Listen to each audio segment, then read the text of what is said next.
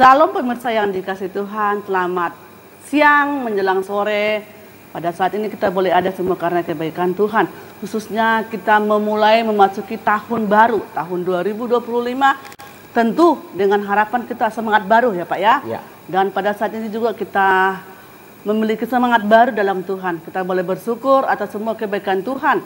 Kita boleh dijaga, dipelihara melewati tahun 2024. Dan tahun ini, tahun yang penuh rahmat dalam kehidupan kita, penuh dengan pengharapan dan penuh dengan pergumulan hidup. Apapun yang kita hadapi tahun ini, dengan harapan Tuhan akan menolong dan menyertai kita.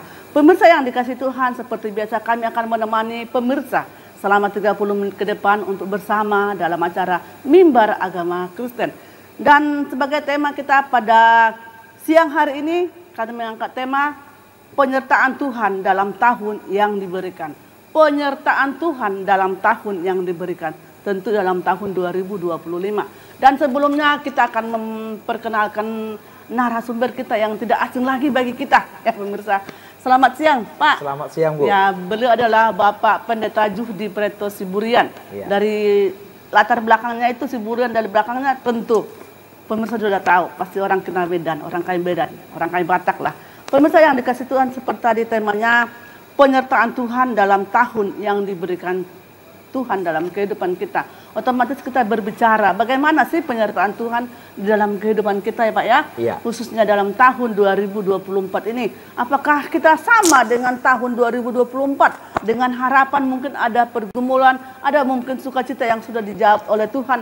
Dan ada mungkin sukacita yang belum dijawab. Permohonan doa kita yang belum dijawab. Iya. Tapi yakin tahun 2025 ini kita total penyerahan diri kepada Tuhan. Apapun yang kita hadapi. Percaya Tuhan akan menolong, mampukan kita untuk kita dapat menjalani hidup. Nah Bapak narasumber yang dikasih Tuhan, seperti tema tadi sudah saya bacakan, menyertai penyertaan Tuhan dalam tahun yang diberikan. Otomatis kan tahun baru ya Pak ya. Nah, Mazmur terdapat dalam kitab Mazmur pasal 65 ayat yang ke-12. Saya akan bacakan untuk pemirsa. Kitab Mazmur pasal 62 ayat yang ke-12. Mazmur pasal 62 ayat 65 ayat yang ke-12. Bunyinya seperti ini. Engkau memahkotai tahun dengan kebaikanmu, jejakmu mengeluarkan lemak. Engkau memahkotai tahun dengan kebaikanmu. Firman Tuhan. Engkau otomatis kita ya Pak ya. Nah, dari nas ini atau dari firman Tuhan ini yang kita ambil dari kitab Mazmur 65 ayat yang ke-12 ini tadi berbunyi, engkau memahkotai tahun dengan kebaikanmu, jejakmu mengeluarkan lemak. Nah, Tuhan dikatakan Tuhan memahkotai tahun itu dengan kebaikan. Nah, mungkin maksudnya itu bagaimana Pak? Supaya mungkin pemirsa dimanapun Anda berada memahami, mengerti apa arti Mazmur 65 ayat 12 ini. Baik. Shalom Bapak Ibu saudara kasih dalam nama Yesus Kristus. Ya, puji syukur kepada Tuhan pada hari ini kita boleh mendengar firman Allah lewat Mimbar Agama Kristen dengan tema penyertaan Tuhan dalam tahun yang diberikan kepada kita, ya. Diambil dari kitab Mazmur pasal yang ke-65 ayat yang ke-12, dikatakan di sana, engkau memahkotai tahun dengan kebaikanmu, jejakmu mengeluarkan lemak. Apa yang dimaksud dengan Bapak Ibu saudara kasih Tuhan memahkotai tahun? Kalau Tuhan memberikan kita tahun, itu artinya apa? Tuhan masih memberikan kita kesempatan untuk apa? Hidup 1 tahun lagi. Buktinya Bapak Ibu kasih kita sudah melewati tahun 2024 dan saat ini kita sedang menjalani tahun 2025 yang sudah sedang berjalan 21 hari.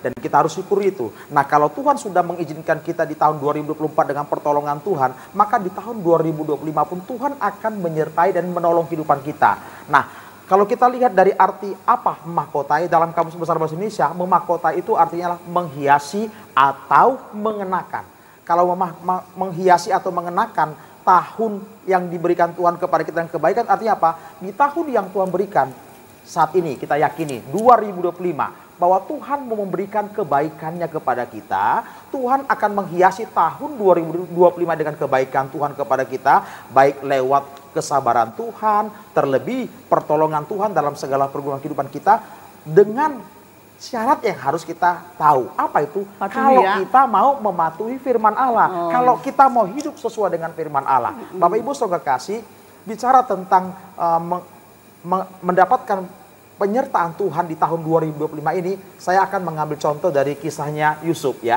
Yusuf dalam kitab Kejadian pasal yang ke-37 ya. Kalau kita melihat di sana mulai dari pasal 37, bagaimana Yusuf mengalami penyertaan Tuhan. Dan penyertaan Tuhan itu dialami oleh Yusuf bagaimana. Nah, masalah yang dihadapi oleh Yusuf dalam tahun-tahun yang dihadapi itu mulai dari yang pertama ketika dia mendapatkan kasih daripada orang tua. Saat dia dikasih oleh orang tua, yang terjadi adalah saudara-saudara cemburu. Kecemburuan itu telah membuat kehidupan ini akhirnya tidak disukai oleh saudara-saudaranya. Sehingga saudara-saudaranya melakukan hal yang jahat, baik mulai dengan cara membuang ke sumur, lalu dia menjual kepada orang lain. Dan akhirnya dia sampai ke rumah Potifar. Tapi dikatakan firman Allah, kalau kita baca di dalam kitab Kejadian pasal yang ke-37, mengapa yang dikatakan di sini bahwa si Yusuf ini disertai oleh mendapatkan pertolongan Tuhan, mengalami penyertaan Tuhan. Saya bacakan dalam kitab Kejadian pasal 39 ayat yang kedua. Tetapi Tuhan menyertai Yusuf sehingga ia menjadi seorang yang selalu berhasil dalam pekerjaannya. Maka tinggallah ia di rumah tuannya, orang Mesir itu. Jadi Bapak Saudara kasih, penyertaan Tuhan itu adalah membuat kita berhasil dalam segala pergumulan yang kita hadapin. Ketika dia menghadapi persoalan itu tanpa dia harus benci kepada abang-abangnya, saudaranya, dia mendapat pertolongan Tuhan. Terbukti di rumah Potifar, dia dibuat Tuhan berhasil, sampai Potifar mempercayakan seluruh aset-aset yang dimiliki, usaha-usaha yang dimiliki, yang memegang adalah Yusuf. Dan akhirnya apa? Dia berhasil. Walaupun di dalam keberhasilan itu dia bukan dengan mulus. Kenapa? Dia menghadapi juga fitnaan. Kenapa? Istri dari Potifar itu sempat menggoda dia. Ketika dia tidak mau digoda, maka yang terjadi fitnah. Dia dituduh memperkosa. Dan akhirnya dia dibuang ke dalam penjara atau dihukum dalam penjara. Di penjara pun dia juga mendapat kasih Tuhan. Dalam Kejadian pasal yang ke-39, saya akan bacakan sedikit lagi, Bapak Ibu Saudara kasih, ketika di penjara. Tetapi Kejadian 39 ayat 21 sampai 23. Tetapi Tuhan menyertai Yusuf dan melimpahkan kasih setianya kepadanya. Dan membuat Yusuf kesayangan bagi kepala penjara itu. Sebab itu kepala penjara mempercayakan semua tahanan dalam penjara itu kepada Yusuf. Dan segala pekerjaan yang harus dilakukan di situ, dialah yang mengurusnya. Dan kepala penjara tidak mencampuri segala dipercayakan kepada Yusuf. Karena Yusuf menyertai dia dan apa yang dikerjakannya dibuat Tuhan berhasil. Jadi Bapak Ibu Saudara kasih, bahwa Yusuf pun ketika berada di penjara dibuat Tuhan berhasil. Dan di dalam penjara pun sempat dia dikecewakan oleh dua orang yang pernah diberikan arti mimpinya. Itu yang pertama, juru roti raja, dua juru minuman. Dia mengartikan mimpi itu dan mereka berjanji, apalagi juru minum berkata, kalau nanti saya keluar saya akan mengingat kamu. Tapi apa terjadi? Dia dilupakan. Nah, Yusuf tidak menjadi kehidupan yang menyimpan kepahitan. Walaupun akhirnya orang yang pernah berkata itu mencari Yusuf kembali saat apa? Saat Firaun mimpi. Dia mendapat mimpi dan seorang pun tidak ada yang bisa mengartikannya. Menafsirkannya. Ya, tidak bisa seorang pun yang menafsirkan. Dan akhirnya apa yang terjadi? Yusuf dipilih. Lewat apa? Diingat oleh juru minuman tadi. Artinya apa? Di dalam kebutuhanlah Yusuf itu diingat. Tapi apa yang terjadi? Itulah cara Tuhan mengangkat Yusuf. Akhirnya apa? Menjadi orang nomor 2. Artinya di bawah daripada Firaun, ya. Dia menjadi orang yang punya kuasa dan orang yang sangat luar biasa. Bahkan sampai akhirnya Bapak Ibu Saudara kasih, kalau kita baca bagaimana kenapa Yusuf ini sampai ditolong oleh Tuhan dengan luar biasa sertai. Kalau kita baca dalam Kejadian pasal yang ke-50, ya, itu pada ayat yang saya akan lihat sebab saya kasih Kejadian pasal yang ke-50, bagaimana Yusuf itu tidak menyimpan kepahitan kepada adik-adiknya, kepada abang-abangnya. Kenapa? Pada waktu itu abang-abangnya sempat memakai nama bapaknya dengan berkata, Yusuf, jadikanlah kami hambamu, budakmu. Karena takut apa? Karena bapaknya sudah meninggal. Tapi apa yang terjadi? Yusuf punya pandangan demikian. Saya bacakan Kejadian pasal 50 ayat yang ke-18 sampai yang ke-21. Juga saudara-saudaranya datang sendiri dan sujud di depannya serta berkata, kami datang untuk menjadi budakmu. Tetapi Yusuf berkata kepada mereka, janganlah takut. Ya, janganlah takut.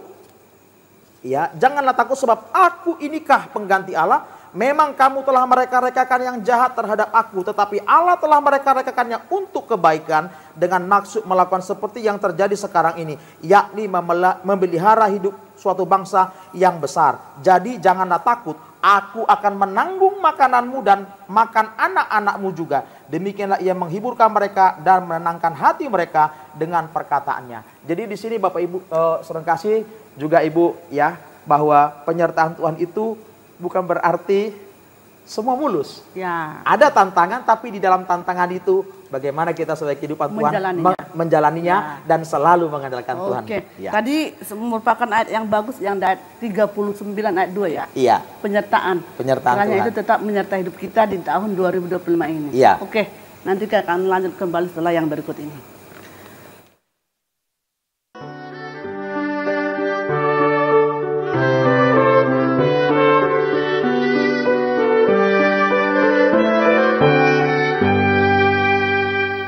Terima kasih pemirsa yang dikasih Tuhan, masih tetap bersama dengan kami dalam acara Mimbar Agama Kristen. Tadi sudah dibicarakan mengenai tema penyertaan Tuhan dalam tahun yang diberikan. Dan itu nyata, real dalam kehidupan Nabi Yusuf. Nah Bapak narasumber, tadi kita sudah membahas sebagian dari kisah hidup Yusuf. Ya, mulai dari dia dibuang, akhirnya dibenci karena dia disayang oleh orang tua, dibenci oleh keluarga sendiri atau abang-abangnya sendiri ya.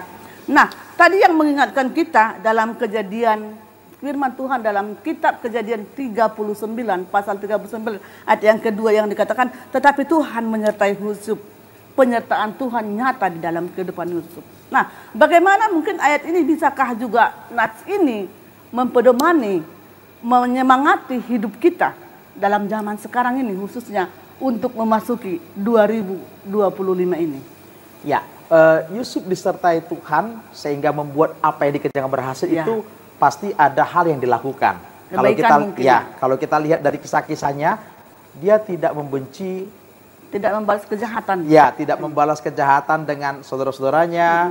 Bahkan ketika sudah meninggal pun bapaknya, dia berkata apa yang dihadapinya itu merupakan hal yang baik untuk memelihara satu bangsa. Tuhan mau pakai dia. Jadi kalau kita sebagai kehidupan anak Tuhan ingin mengalami apa yang dialami, maka kita harus siap belajar. Nah, dalam kitab Mazmur itu pasal yang pertama, ya saya akan bacakan kitab Mazmur 1 ayat 1 sampai 3 dikatakan di sana, berbahagialah orang yang tidak berjalan menurut nasihat orang fasik, yang tidak berdiri jalan orang berdosa, dan yang tidak duduk dalam kumpulan pencemooh. Tetapi yang kesukaannya ialah Taurat Tuhan, dan yang merenungkan itu siang dan malam. Tetap ia seperti pohon yang ditanam di tepi aliran air, yang menghasilkan buahnya pada musimnya, dan yang tidak layu daunnya, apa saja yang dibuatnya berhasil. Jadi kalau kita lihat di sini Ibu ya, bahwa kenapa dia disertai Tuhan dan dibuat berhasil, dia takut akan Tuhan. Yang kedua, dia suka merenungkan firman Allah. Terbukti apa? Dia nggak ada kebencian, malah merangkul, memaafkan, mengasihi, itu. Dia mengasihi abang-abangnya, saudara-saudaranya. Walaupun mungkin dia sudah diperlakukan tidak adil sebagai adik sendiri. Iya, gitu sebagai adik dia tidak dihargai, tidak dijaga yang harusnya seorang abang menjaga adiknya. Ya, tapi begitu. Dalam kisah tersebut, Yusuf dianggap orang lain, lebih dari orang lain, bahkan bermaksud untuk dibuang gitu ceritanya ya. Tapi Yusuf berhasil karena apa? Di kitab Kejadian tadi ayat 39 ayat yang kedua, Yusuf tahu apapun yang dihadapi, Tuhan akan menyertai dia.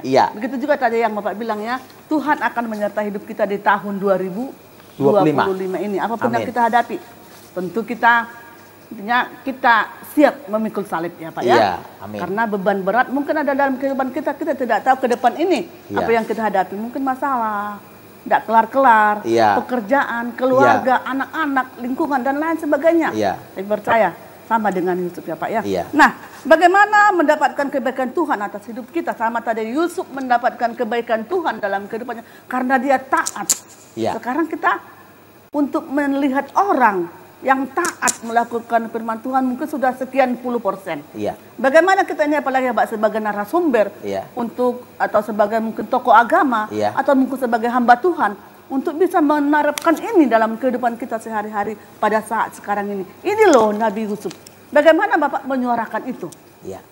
Baik, Bapak Ibu saudara kekasih ya, sebagai kehidupan yang percaya kepada Tuhan Yesus Kristus supaya kita mendapatkan kebaikan Tuhan, ingat bahwa apa yang kita tabur kita tuai. Walaupun kita ini adalah orang yang tidak pernah bisa berbuat baik sempurna dengan Tuhan, tapi ingatlah bahwa Tuhan itu baik kepada kehidupan kita. Tapi yang pertama yang harus kita perhatikan pertama, untuk kita mendapatkan kebaikan Tuhan atau kasih Tuhan, penyertaan Tuhan dan pertolongan Tuhan, seperti kita Mazmur pasal yang pertama 1-3 tadi, kita harus hidup dalam firman, kita merenungkan firman itu. Lalu yang kedua, di dalam Yohanes pasal yang ke-15 itu disebutkan, kita sebagai kehidupan anak Tuhan, jangan sampai menjadi kehidupan yang tidak tinggal dalam Tuhan. Orang yang tinggal dalam Tuhan, dia hidup dalam Tuhan. 1 Yohanes menyebutkan bahwa orang yang tinggal dalam Tuhan itu mengasihi Tuhan. Dan kalau orang mengasihi Tuhan, dia akan mengasihi saudaranya. Nah, kalau mengasihi saudaranya, maka dia tidak akan membalas yang jahat itu dengan jahat, tapi dengan kebaikan. Jadi kita sebagai kehidupan umat Tuhan ingin mendapatkan kebaikan Tuhan di tahun 2025 ini, maka yang pertama tinggal dalam Tuhan. Yang kedua, kita harus menjadi kehidupan yang suka memaafkan, memiliki kasih. Jangan membalas kejahatan dengan kejahatan, tapi dengan kasih. Apapun yang kau hadapi di tahun 2025 ini, mungkin seperti jalannya yang bagaikan jalan yang berat sekali, tantangan, tapi ingatlah bahwa kita sebagai kehidupan anak Tuhan percaya, Tuhan tidak pernah biarkan kita seorang diri. 1 Korintus pasal ke-10 ayat 13 itu mengajarkan kepada kehidupan kita, dikatakan di sana bahwa Tuhan tidak pernah membiarkan kita dicobai melampaui kemampuan kita. Tapi dia akan memberikan jalan keluar. Nah, jalan keluar itu diberikan bagaimana? Kalau kita meminta pertolongan Tuhan. Makanya jangan merasa kuat menjalani tahun ini. Tapi dekatkan dirimu kepada Tuhan. Beribadahlah kepada Tuhan. Jadi kebaikan Tuhan itu didapatkan itu juga. Dan yang ketiga, syukuri kebaikan Tuhan itu. Kalau yang kecil saja tidak kita bisa syukurin, apalagi yang besar. Nah, itu dikatakan dalam surat 1 Tesalonika, kita harus selalu mengucap syukur. Nah ini, jadi mari kita Bapak Ibu saudara kasih selalu mau tinggal di dalam Tuhan, bersekutu dengan Tuhan, miliki kasih, jangan membalas yang jahat dengan jahat, tapi teladani seperti yang dilakukan oleh Yusuf juga. Ya, 3 poin tadi yang Bapak bilang ya, tinggal dalam Tuhan, jangan membalas kejahatan, dan mensyukuri kebaikan Tuhan. Mensyukuri kebaikan Mungkin Tuhan. ketiga poin ini, maksud saya begini Bapak narasumber, ketiga poin ini gampang kita mengucapkannya. Gampang. Sangat gampang, ya. Tapi bagaimana tindak lanjutnya dalam kehidupan kita yang kita lihat sekarang ini? Banyak hal-hal mungkin ya hamba Tuhan banyak jatuh dalam dosa. Ya kita sebagai umat Tuhan juga banyak jatuh dalam dosa. Tidak bisa yang ketiga poin ini tidak bisa kita pegang, kita lakukan dalam kehidupan kita sama seperti Nabi Yusuf. Kalau Nabi Yusuf kan masih ada kesalahan, tapi dia kekeh kepada firman Tuhan. Dia taat kepada firman Tuhan. Nah, yang mau kita katakan sekarang ini, bagaimana apa sih ada usaha kita untuk kita ini loh, yang ketiga poin ini loh harus kita lakukan. Maka usaha sebagai hamba Tuhan, sebagai jemaat, mungkin kepada jemaat, atau mungkin kepada keluarga, kepada orang lain. Bagaimana tanggapan kita itu? Untuk melakukan 3 hal ini, Bapak Ibu saudara kasih, tidak lain dan tidak bukan, kita harus banyak berdoa. Kenapa? Tidak ada satu orang pun di antara kita yang sanggup melakukan firman itu kalau bukan Tuhan yang menolong. Nah, gitu jadi mari kita banyak berdoa, gitu ya.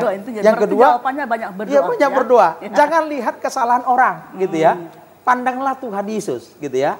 Maka kita diajarkan ikuti jejak Dia. Kalau kita baca tadi ya, dalam Mazmur 65 ayat 12 tadi katakan bahwa kebaikan Tuhan itu kepada kita adalah salah satunya adalah lemak yang didapatkan pada jejak, kan lemak, jejakmu mengeluarkan lemak. Kalau kita baca dalam firman Tuhan bahwa lemak itu adalah bagian yang terbaik bagi Tuhan. Ketika waktu dulu Israel mempersembahkan korban di atas mezbah pembakaran, yang dibakar itu, yang dipersembahkan itu kambing domba. Terbaik, jadi lemak itu punya Tuhan katanya, dan tidak boleh diambil oleh manusia. Itu punya Tuhan pada waktu itu. Artinya apa? Bahwa berkat yang terbaik kita dapatkan kalau apa? Kita mengikuti jejak. Kan itu kan lemak itu ada di jejaknya Tuhan. Jadi jejak itu bicara apa? Langkah-langkah Tuhan. Artinya apa? Perjalanan hidup Tuhan Yesus waktu di muka bumi. Bagaimana dia dibenci, bagaimana dia dijauhi, bagaimana sampai dia mau dibunuh ya, mau dijatuhkan. Tapi dia tidak pernah. Bahkan di kayu salib ketika orang menghujat dia, apa kata Yesus? Ampunilah mereka. Masih sempat, masih bisa. Dia bisa mengampuni. Mengampuni ya Pak ya. Nah, itulah sifat yang ditunjukkan. Ini identik dengan ajaran Tuhan ya Pak ya. Cuman kan ketiga poin tadi yang kita pertanyakan, jawabannya tetap berdoa. Berdoa. Mengkomunikasi dengan Tuhan.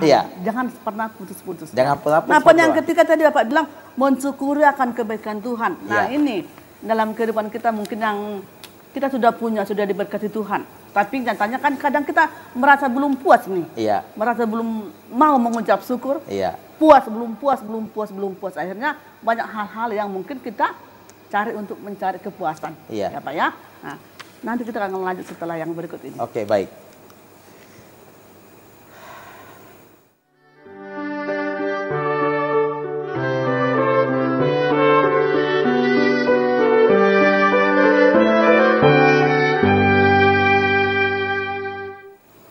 Terima kasih pemirsa yang dikasih Tuhan.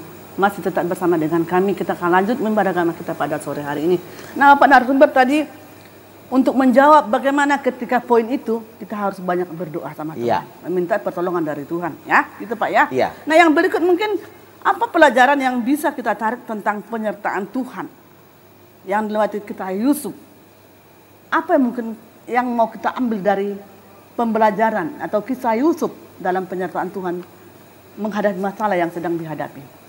Baik, dari kisah tentang Yusuf ini kita bisa belajar tentang yang pertama kasih ya. Kasih. Jadi kita sebagai kehidupan anak Tuhan ya, belajarlah untuk mengasihi bukan saat kita sedang dalam kelimpahan saja, tetapi dalam kesusahan, terlebih saat mungkin kita pernah dilukai oleh orang lain.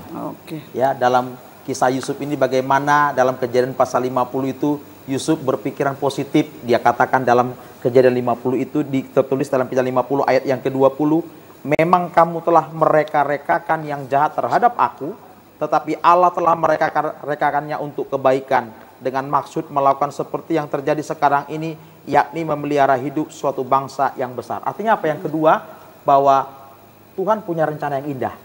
Jadi lewat masalah yang dialami oleh Yusuf ini ada rencana yang indah. Itu yang dikatakan di dalam kitab Yeremia pasal yang ke-29 ayat yang ke-11. Sebab aku ini mengetahui rancangan-rancangan apa yang ada padaku mengenai kamu. Demikianlah firman Tuhan, yaitu rancangan damai sejahtera dan bukan rancangan kecelakaan, untuk memberikan kepadamu hari depan yang penuh harapan.